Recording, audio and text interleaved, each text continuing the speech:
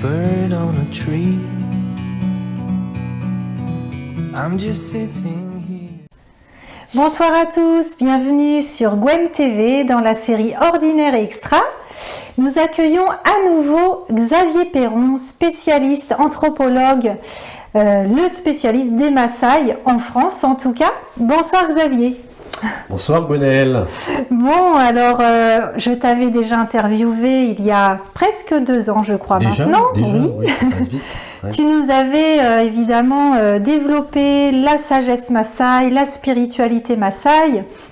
Et là aujourd'hui, justement, tu reviens d'une semaine où tu étais en pleine forêt Maasai. Oui. Raconte-nous. Ah bah oui, c'était extraordinaire. Je pense que c'était mon plus beau voyage, je veux dire, depuis que j'ai des participants avec moi, et c'était vraiment mon plus beau. Oui. Aucun grain de sable, ou très peu, il n'y avait rien, aucune ombre, que de la lumière. Lumière, forêt de l'enfant perdu quand même, les grands arbres, des arbres multimillénaires, des arbres éternels, sur des volcans.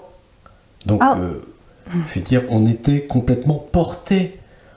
Il manquait plus que nos ailes, mais ça a donné aux petits oiseaux, aux ailes repliées que nous étions, finalement, Oui. le souffle de leur envol. Je pense que c'est ce qui s'est passé, un véritable miracle en ces temps où on voudrait nous emprisonner, on voudrait nous couper nos petites ailes, on voudrait nous mettre une muselière, nous empêcher de vivre. On nous dit non, seulement survivre. Hein. Eh bien, je veux dire que tout est balayé d'une seconde à l'autre quand on est transporté là-bas, dans cet environnement, avec des Maasai. Les Maasai, c'est toute leur vie, ça. Les Maasai font confiance dans la vie qu'ils appellent Nkishui. Et ils font confiance à ce que leur cœur leur dicte. Et c'est pour ça que le cœur, il est toujours nourri par le cordon ombilical nous relie au ciel. Le ciel, c'est un immense utérus sacré, n'oublions pas, chez les Maasai. Hein. Donc Ankai, c'est le ciel, Ankai, c'est on va dire, l'énergie supérieure, c'est aussi la conscience universelle. Et en fait, les Maasai savent très bien qu'en apprivoisant les forces de l'invisible, hein, alors, effectivement, on se met avec nous une possibilité de se connecter avec des forces qui créent le monde manifesté. Vous voyez ce que je veux dire? Donc, on n'a rien à faire. On se laisse porter par ces forces invisibles qui créent de toute façon notre réalité. Et donc, simplement, on est là-bas. C'est vrai que ça se fait tout seul. Il n'y a pas besoin de dire oui, d'avoir une technique. Il n'y a pas de technique. Consolider la foi. Et j'ai senti ça là-bas, tout de suite, avec ce groupe, que finalement, j'aurais rien à transmettre que cela. Qui je suis, voilà ce que j'ai fait chez les Maasai. C'est tellement une expérience inouïe que, évidemment, je n'ai pu que la mettre en application dans ma propre vie. Enfin, il y a quelques règles à avoir, évidemment, d'une discipline de vie, mais là-bas, tout ça a été oublié. Les gens étaient tellement heureux, au point que, au bout de, vous savez, de 8 jours, 9 jours, on passe là-bas, et ben, j'étais obligé de les pousser. Mais non, la moitié est restée. Ils sont restés une semaine supplémentaire. Oui. Voilà.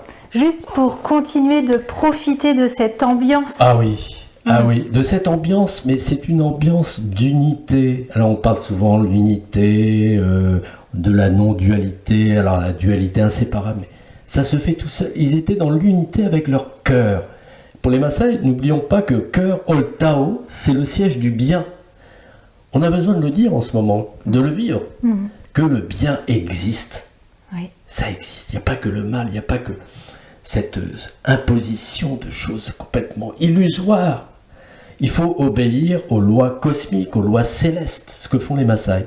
Ça, c'est la grande découverte pour tous les gens qui sont venus, qui sont devenus des amis d'ailleurs, évidemment. Ils sont venus, ils ont compris dans leur cœur ce qui se passait, mais c'était énorme. Et alors, évidemment, on va faire des câlins avec les Maasai, mais le câlin, c'est la caresse du cœur avant tout. Ça se passe déjà même sans ce... Mais on n'a plus l'habitude de ça. Oui. Et là-bas, ça se fait naturellement. On s'étreint. Voilà, c'est ça. On s'étreint et c'est bon. C'est bon parce qu'il n'y a aucune arrière-pensée. il n'y a pas d'attente de quoi que ce soit. Ils sont comme ça, les Maasai.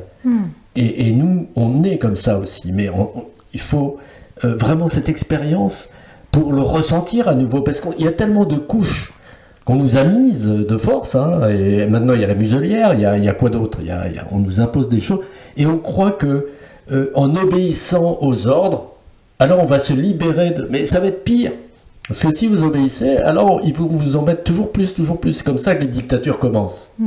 C'est ce qu'on appelle aussi le totalitarisme.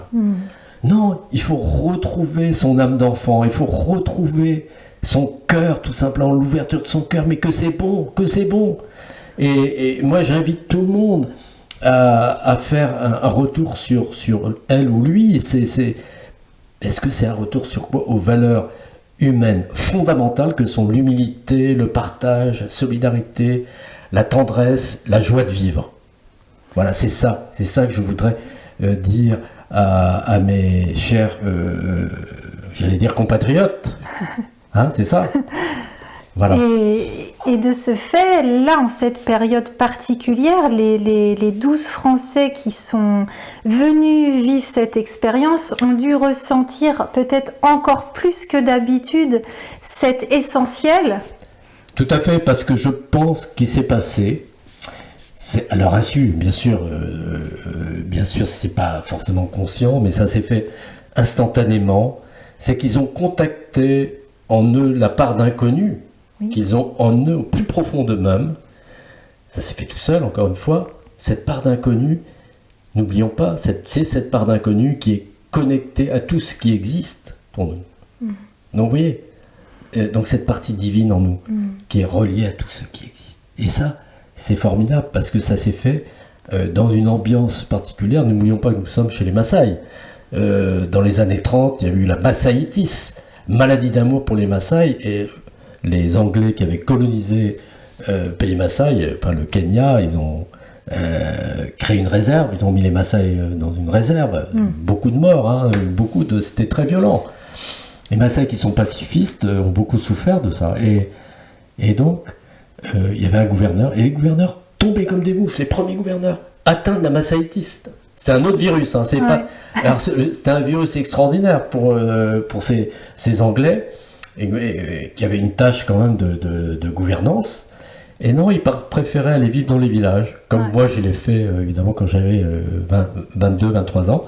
Bon, eh bien, cette Maasaitis, les participants qui viennent, qui viennent en plus en cette période, qui viennent dans la forêt de l'enfant perdu, à 3000 mètres, le cœur même de leur de ce ressenti, eh ben ils ont tous attrapé la Maasaitis. Oui. Alors après, on a dû faire des tests, les fameux tests PCR. Mais déjà, pour arriver là-bas en ces temps, avoir pris son billet d'avion, c'est déjà un petit peu miraculeux, quoi. C'est ça. En fait, c'est un appel. Et je tiens à remercier tous ces participants qui sont devenus des amis, bien sûr, et des amis des Maasai. Mais je tiens vraiment à les féliciter d'être allés au bout de leur engagement. C'est ça, s'engager. Quand on s'engage dans la lumière, alors on a des résultats extraordinaires et qui nous sortent de notre torpeur, de ce qu'on voudrait, voilà, de cette chape de plomb. Et donc, du coup, cette chape de plomb, mais piche, n'existe plus. Ouais. Et donc, ça fait des petits, parce qu'il n'y a pas besoin d'avoir une majorité maintenant pour recouvrer cet état de félicité. Eh bien non, nous allons la retrouver bientôt. Je le sais. C'est le fameux syndrome du 101e singe. Vous savez, l'expérience qui fait que, voilà, quand on a atteint une petite masse critique de gens éveillés, ben on change totalement de modalité. On passe d'une modalité de consumériste à une modalité spirituelle. Voilà.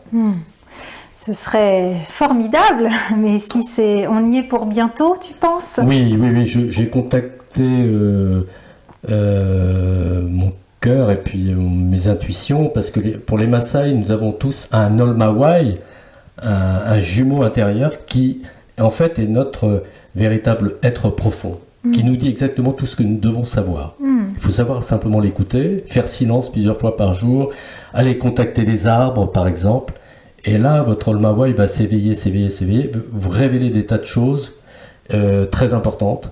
savoir ce qui se passe, ce qui va se passer, etc. Oui, je pense que c'est proche. C'est très proche en fait. Et on peut lui poser des questions à ce double et après c'est des hasards, on va dire, des synchronicités qui viennent répondre. Souvent la nuit, dans des rêves, voilà, c'est ça, ou des signes dans la rue. Par exemple, l'autre jour, je pensais à ça justement, à cette situation un peu particulière quand même, on peut le dire. Voilà, très particulière, c'est le moins qu'on puisse dire. Eh bien, je m'interrogeais. Donc j'ai contacté mon Olmawai, mon jumeau intérieur, et là, qu'ai-je vu devant mes yeux? Il y avait un camion semi-remorque déménagement Olpiron. Et Olpiron, en Maasai, c'est le mot le plus sacré qui soit, parce que c'est le bâton de transmission de la spiritualité. C'est le bâton aussi qui sert à faire le feu, vous savez, par frottement, friction, sur deux bâtonnets à feu, ça s'appelle Olpiron. Et moi-même, je suis Olpiron aussi papaye, c'est-à-dire que je suis un transmetteur. Parce que je suis passé de... Voilà, il y a 9 étapes pour devenir un homme, une femme, et après, on transmet ce que l'on a reçu, ce qu'on a mis en application. Et en plus, Olpiron, je m'appelle Perron, donc c'est marrant. En tout cas, vous imaginez ce que j'ai vu. Donc Olpiron, au moment où je me pose la question, ça veut dire que c'est en train de s'éclaircir. Oui. Et du coup, là, cet endroit, c'est un nouveau lieu puisque tu animes donc des voyages initiatiques depuis quelques années. Ouais. Et là, ce lieu-là, qu'est-ce qu'il a de particulier qu'ont peut-être ressenti aussi les touristes qui sont venus? En fait, c'est très simple. C'est là où vit le clan des hommes médecine de très grande renommée, c'est-à-dire des gens qui prient toute la journée. Sorte de grands prêtres de la spiritualité Maasai, qui réceptionnent les messages divins. Donc n'oublions pas, nous sommes donc au sommet de montagne et en plus avec des arbres immenses. Donc la connexion se fait à ce moment-là, il y a les 2 critères les plus fondamentaux, la hauteur et les arbres. Donc ils reçoivent des messages divins, ils prient. Donc en fait, leur fonction principale, c'est de rehausser le taux vibratoire de la planète et de ce lieu. Rehausser donc le taux énergétique, c'est ça, quand il est un peu... Voilà. Donc c'est ça qui les intéresse. Donc ça se fait par des prières, bien sûr, essentiellement, et une présence. Alors ce lieu, évidemment, faune sauvage, biodiversité extraordinaire, une des plus belles forêts primaires au monde. Pour moi, c'est la plus belle. Parce que elle n'est pas serrée, elle est très espacée et entrecoupée de coulées d'herbage. Donc il y a des vaches qui sont avec toute la faune sauvage. Il y a ce mélange. Et ça a toujours été le cas chez les Maasai. Donc c'est un lieu, une icône, ou une arche de Noé encore de ce que les Maasai avaient mis en place pendant des millénaires sur toute la région d'Afrique de l'Est. Donc si vous voulez, c'est un lieu extraordinairement important au niveau de la biodiversité, mais qui s'est réduit évidemment, mais au moins cette forêt, par les prières des hommes médecine, est restée entre les mains, contrôlée par les Maasai traditionnels. C'est incroyable, alors que tout le monde la voulait, cette forêt. Donc, si vous voulez, il s'y dégage une atmosphère palpable, vous pourriez même la pratiquement, la mettre dans votre bouche, comme un peu une barbe à papa. Vous voyez ce que je veux dire? Vous êtes enfant, une barbe à papa. Voilà. C'est un peu l'image. C'est ça, c'est une félicité. Vous savez pas, vivez une sorte de joie, d'enthousiasme, d'allégresse qui dure et sans psychotrope. Donc c'est quand même assez merveilleux et c'est un lieu, je dirais, pour justement, surtout des occidentaux comme nous, ils sont un petit peu perdus, qui permettent de dire oui, maintenant j'ai la force de résister dans la non-résistance, mais de résister à cet état délétère, cet état du mal absolu, on voudrait nous corrompre. Non, c'est fini ça. Donc vous allez là-bas et vous êtes complètement nettoyé. Je ne dis pas ça pour faire de la publicité. Je n'ai pas besoin de publicité. Mais simplement, c'est un fait. Et moi, il me tarde d'y retourner parce que moi, je veux transmettre, parce que c'est ma fonction, c'est de transmettre cet état d'amour qu'ont les Maasai naturellement. Et donc, forcément, j'en retire un plaisir immense, puisqu'aujourd'hui, c'est tellement important de faire passer ça. J'ai lu quelques témoignages de retour des personnes qui ont participé à cette semaine avec toi. Quels sont les mots-clés, les sentiments qui sont ressortis le plus pendant cette semaine? C'est le sentiment d'amour. C'est pas parce que l'amour, on dit l'amour, c'est pas simplement entre deux personnes. C'est au niveau du ressenti de cette énergie supérieure d'amour. Voilà, c'est ça. Et ils étaient baignés, c'est ce qu'ils ont dit, hein, ils étaient baignés de cette de ça, quoi, de cette belle lumière, de ces échanges entre eux, et puis avec les Maasai qui sont des choux à la crème, quoi. C'est faut le dire. C'est incroyable. Ils rigolent tout le temps. Ils se prennent jamais au sérieux, alors qu'ils sont d'une profondeur incroyable. Ils ont su rester des vrais enfants, pas abîmés justement, pas blessés. Ils savent s'occuper de toi, de toi. Mais tout en étant construits. Donc ils sont... voilà, donc il y a ce fameux proverbe Maasai, je peux pas... je suis obligé de le dire. Je t'aime pas plus que je m'aime moi-même. C'est magnifique, puisque c'est ça. Donc c'est un véritable échange. C'est-à-dire vous avez en face de vous, par exemple, je pourrais dire la même chose des femmes, hein, mais des hommes qui sont très beaux, évidemment, et paraissent un peu fragiles et féminins. Et en fait, il y a les deux. Il y a cette force intérieure extraordinaire que vous ressentez et cette douceur qui émane d'eux. C'est pour ça que chez les Maasai, hein, on dit Entoros, c'est quelqu'un de féminin, c'est le plus grand compliment. Ouais. Voilà. Ouais. Et du coup, qu'est-ce qui aujourd'hui les Maasai, enfin j'étais allée, hein, j'avais participé à un des voyages avec toi, magnifique. Et j'avais compris que pour les Maasai, en fait, leur façon aujourd'hui quand même de garder leur terre, c'était de pouvoir participer à des projets touristiques éco-durables. C'est-à-dire que je crois que le lieu là, Neloïta Camp, c'est un lieu qui va préserver la terre, transmettre la philosophie et la sagesse Maasai, et que les Maasai s'y retrouvent totalement aussi, parce que évidemment le but c'est que ce soit un échange. Oui, tout à fait. Et puis surtout de ne pas travestir. Oui. C'est-à-dire que là, c'est de pouvoir transmettre vraiment l'authenticité de ce que je viens de décrire, et effectivement que les Maasai puissent avoir aussi un lieu d'ancrage, les rassurer de savoir que on transmet autre chose que de l'humanitaire, on transmet autre chose que effectivement des discours très tristes sur la prise des terres, des machins, de trucs. Bon, et ça fait pas avancer le schmilblick. Donc là, effectivement, Alexandra a fait un travail mais remarquable avec Mimoussi.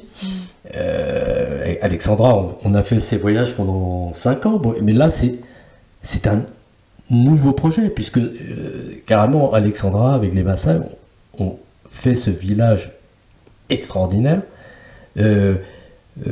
sur, si tu veux, avec cette ce reflet des villages traditionnels, mais un peu amélioré, si tu vois. Alors c'est complètement naturel, avec des toilettes sèches à l'intérieur de chaque maison. Il y a quand même des lits plus confortables que les lits traditionnels Maasai. Donc c'est les mêmes maisons, mais un peu plus grandes. Mais tout est en éphémère. C'est-à-dire que ça peut... c'est en matériaux naturels, donc c'est tout à fait éphémère, comme je le souhaitais, et Alexandra le souhaitait. Alexandra a fait un travail remarquable, elle s'est entourée de Maasai qui l'adore, et en plus elle est infirmière à la base aussi, elle parmi toutes ses compétences, Oui. elle était infirmière, donc elle soigne aussi, bien que les Maasai, évidemment, toute la forêt recèle de plantes extraordinaires que chaque Maasai connaît, évidemment. Donc il y a là une belle pharmacopée traditionnelle, mais quelquefois, vous savez comment c'est, évidemment, il peut y avoir des soins d'urgence, etc. Alors voilà, donc évidemment, Alexandra fait aussi un gros travail là-dessus, mais ce projet, je dirais, est remarquable parce que il a eu l'adhésion de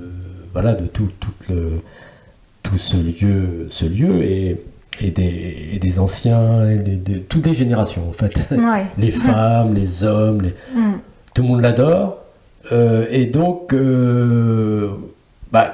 voilà, il y a une reliance entre eux qui est merveilleuse. On sent bien, tout de suite, on se sent bien. Les participants sont très très bien dans les maisons. Les maisons, on dort très bien aussi parce que c'est vraiment au bord de la forêt. Oui. On entend les bruits, les sons. Vous savez, les animaux sortent la nuit, donc les hyènes, voilà. On est voilà. immergé dans la faune et la flore, mais en sécurité, quoi. Mais en sécurité parce que on n'est pas là pour chasser, on n'est pas là pour. Les animaux le savent et les Maasai ont toujours vécu avec. Les Maasai ne sont pas des chasseurs, donc ils ont un respect profond. Donc c'est pour ça qu'il y a eu cette abondance en faune et en flore, évidemment, extraordinaire. Donc c'est un apprentissage aussi de petites choses au quotidien qui font que les choses seront plus du tout comme avant, avant ce voyage. Donc quand ils reviennent, et je vois aussi, ils se parlent de tous depuis, voilà, ils se sont vus encore, ils se revoient. Ils vont revenir sûrement, c'est sûr. Enfin, il y a une émulation fantastique. Et puis surtout, ça n'a rien d'artificiel. C'est complètement engrammé maintenant. Ça y est. Donc, ils sont prêts à transmettre eux aussi. Donc, en fait, voilà, c'est un voyage, bien sûr, au fond de soi. Hein, c'est un voyage au loin qui n'est rien d'autre qu'un voyage au fond de soi. Oui. Hein. Et cette philosophie Maasai, elle est complètement d'actualité vis-à-vis de ce qu'on peut vivre actuellement. Elle répond finalement à des besoins là qui ressortent encore plus. Ah bah oui. Tu peux nous donner quelques petites clés de la sagesse Maasai qui justement là est tellement d'actualité. Je dirais deux choses. Maasai, quand ils se lèvent le matin, au lieu ils sont pas tristes, ils sont dans la gratitude d'être en vie, déjà. Et donc cette gratitude va te connecter à cette énergie supérieure, et eux l'appellent Enkai. Pour eux c'est une déesse, c'est une énergie féminine. L'énergie supérieure est une énergie féminine parce que ça reflète, pour eux la vie reflète le monde sacré de la femme, tout fait en force et en fragilité. Donc c'est vraiment la dualité inséparable et c'est beaucoup lié aussi à l'ouverture du cœur. Et donc voilà, c'est ça que je veux dire. C'est que là, on est en deux choses. On se connecte à une énergie supérieure, c'est-à-dire qu'on ne maîtrise rien par son mental, on laisse la vie, la réalité telle qu'elle est à un instant T, on la laisse se dérouler. On ne résiste pas. Donc on n'est pas dans la résistance au changement, parce qu'on sait très bien, les Maasai savent très bien que la résistance, c'est la résistance qui crée la douleur. Et non pas le changement lui-même. Si on accompagne le mouvement, si on est dans l'accueil de ce changement, l'accueil en permanence et la non-résistance, alors on ne souffre plus. Au contraire, on croque la vie à pleines dents. Je pense que c'est ça la clé. C'est-à-dire la clé, c'est la foi dans cette énergie supérieure, disons-le, la foi dans le fait que nous sommes avant tout des êtres spirituels. Mais lié à des choses très simples, très basiques de la vie, c'est le cœur, l'ouverture du cœur. Et donc savoir que on sera toujours protégé, guidé par cette énergie supérieure, Enkai, appelez-le comme vous voulez. Et c'est ça la force des Maasai. Voilà, eux qui ont été des observateurs participants de la vie, donc eux qui ont voyagé, seul l'œil qui voyage est intelligent, selon eux. Ils ont exploré l'intérieur, mais aussi l'extérieur. Toujours cet équilibre. C'est toujours ce va-et-vient entre les deux. Et les Maasai disent Medol, Angu, Edol, Angu, Olion, Kake, Medol, à toi. L'œil voit l'extérieur, mais ne voit pas l'intérieur. Donc ce qui nous appelle, c'est aussi ça. Il nous appelle à voir à l'intérieur, avec des yeux intérieurs. Donc développer l'intuition.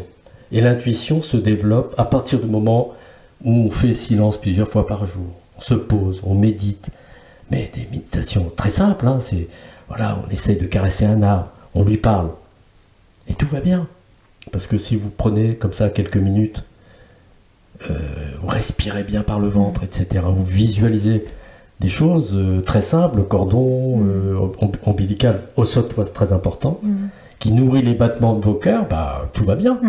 C'est ce qu'on nous réapprend aujourd'hui avec la sylvothérapie, la méditation pleine Exactement, conscience. mais c'est très bien ça. C'est des choses qu'on remet au goût du jour. Voilà. Alors évidemment, je ne raconte pas ce qu'on fait en allant dans ce voyage ça magique. reste secret. Voilà, hein. ça, je ne vous raconterai pas. Et ça fait partie hein, Voilà. des choses d'être dans la découverte dans l'instant présent, ça, c'est sans bon. savoir du tout la suite. Et C'est- chaque jour, c'est une, voilà, une tu l'as surprise. expérimenté, Oui. voilà, c'est ça. Et puis surtout, zéro programme. Ouais. Voilà, avec le mental. Voilà. Bah oui. Et du coup, il y a d'autres voyages de prévus là cette année. Ah oui, ben on persiste et on signe, Oui. en plein d'incertitude ici, mais nous, certitude. Oui. 1er mai, Ouais. départ pour un nouveau voyage, et 12 juin. Pourquoi? Parce que en fait, le 1er mai était normalement prévu en mars, alors on s'est dit c'est un peu trop tôt, donc on l'a reculé au 1er mai, mais on a gardé la date aussi du 12 juin. Oui. Voilà, donc il reste des places hein, Oui. pour ceux qui veulent s'engager justement avec eux-mêmes. C'est le moment. Hein. Ouais. Et de toute façon, je vais mettre tous les liens sous la vidéo, hein, parce D'accord. que Oui, c'est c'est vrai ce qu'il qu'il y a l'email d'Alexandra, il y a sa page Facebook, Oui. Alexandra Dugast. Oui, et puis Néloïta Néloïta Camp aussi a une Camp. page. Ouais. Tu as un site internet Ah, j'ai aussi un site. très beau site. Oui, hein. il est très beau le site internet. Voilà, puis il y a, sur le site d'ailleurs, il y a une petite vidéo aussi, Oui. voilà, des petites vidéos. Petites vidéos dans la forêt, donc avec Léonoto, notamment Ouais. d'Alexandra. Hein, Oui. Voilà, donc je vous dis, mes chers amis, voilà, c'est un appel, c'est pas l'appel du 18 juin, mais le cœur y est. Hein. C'est, voilà, l'appel du 19 février, c'est que, voilà, prenez la vie du bon côté, et surtout, voilà, il n'y a aucun risque. Voilà, ce voyage vous tend les bras. Vraiment, je serais très heureux de voyager avec vous intérieurement, mais aussi évidemment extérieurement. Là, il faut s'y rendre quand même. Bah hein. oui. C'est l'aventure. Et les Maasai sont ravis aussi d'accueillir Oh là là là. Ah bah oui. des Français. Puis c'est des Maasai, c'est des vrais Maasai. Hein. Ce sont d'anciens Moranes, des guerriers Ah oui, Maasai c'est vrai. Là, c'est qui ont vécu que dans leur forêt. Alors eux, leur donner l'opportunité de rencontrer des gens, Ah oui. c'est magnifique Et aussi. c'est vraiment le village d'Astérix. Hein. Vous savez qu'il résiste face à l'Empire romain. Ouais. C'est un peu ça aussi. Ouais. Mais dans l'amour. Voilà. Ouais.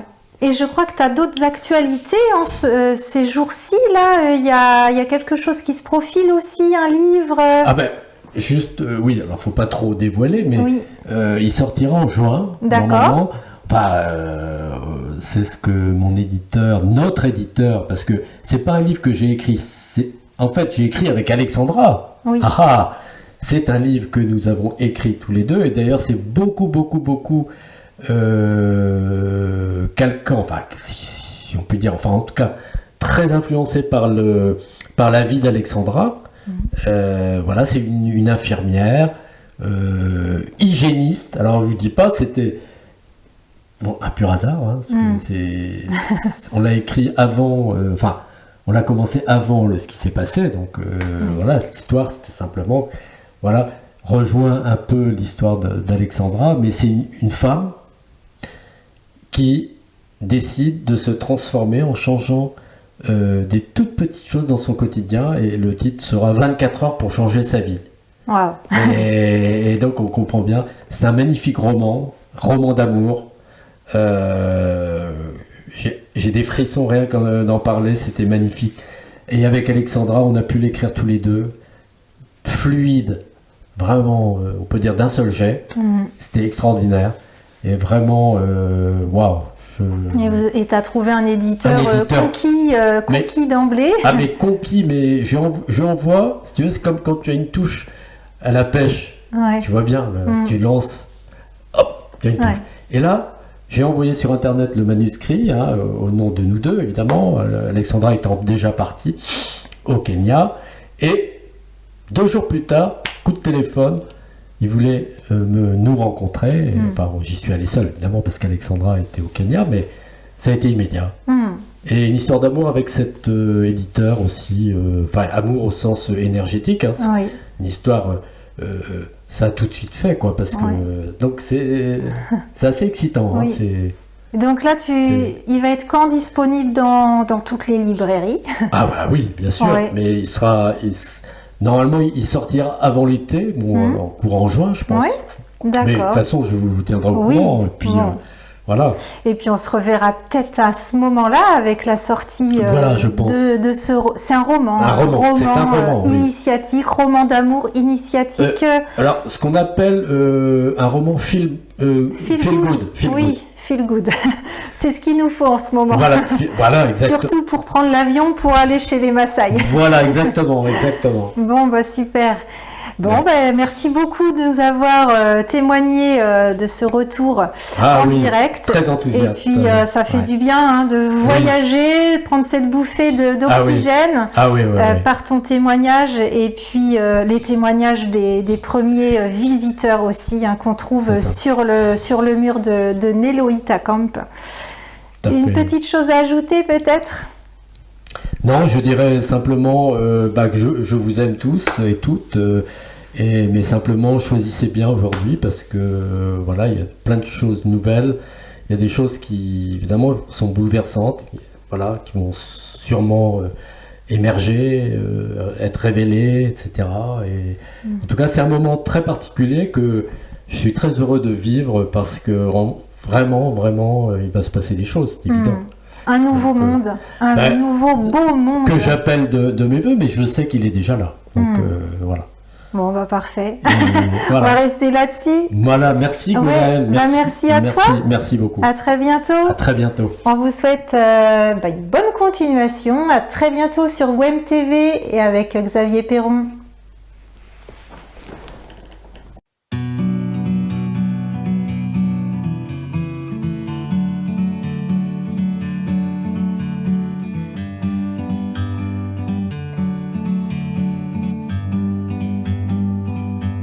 Like a bird on a tree,